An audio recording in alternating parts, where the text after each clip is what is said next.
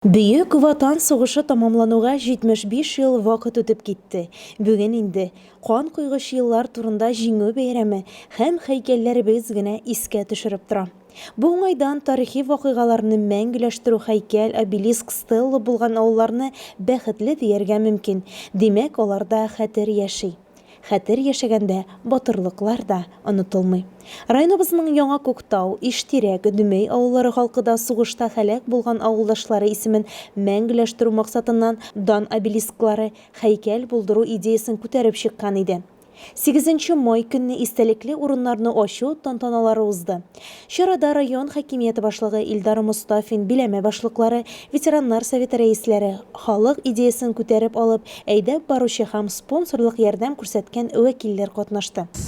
Чынлап та Бөек Ватан сугышында районда бүгенге көнне 12 һәйкәл тәртипкә китереп, яңадан реконструкция үткәреп, яңадан төзеп барлыкка китердек бүгенге бәйрәмгә.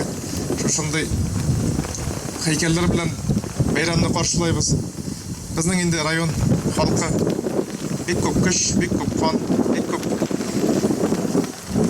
теләк белән сугышны бетерүен, сугышның җиңүен якынлаштырган. Безнең районнан 10,220 кеше сугышка призываться итеп киткән. Шуның 3379 гына әйләнеп кайткан, 193 хатын-кыз сугышкан. Аеруча безнең районны данлаган безнең 2 героебыз бар.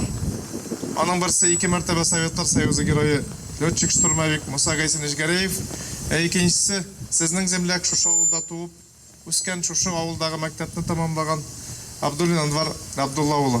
Катнашучыларның бәйрәм уңаеннан котлаулары, чыгышлары тыңланганнан соң район хакимияте башлыгы Илдар Мустафин башкарылган хезмәтне иң тәүдә күтәреп алып ярдәм кулы сузган райондашларыбыз Яңа Күктаулы Хәмит Узаманов, чыгышы белән Иштирәктән булган Кызыл таң гәзитенең баш мөхәррире Фаил Фатхетдинов, бик күп еллар Дөмей авылы яшәешенә саллы үз өлешен керткән райондашыбыз Рабис Салиховларга хөрмәт йөзеннән рәхмәт хатлары һәм истәлекле бүләкләрен тапшырды. Чарада катнашучылар дан обелисклары, һәйкәлләргә чәчәкләр салды, ата-бабаларын, ерак туганнарын 1 минут тынлык белән искә алды.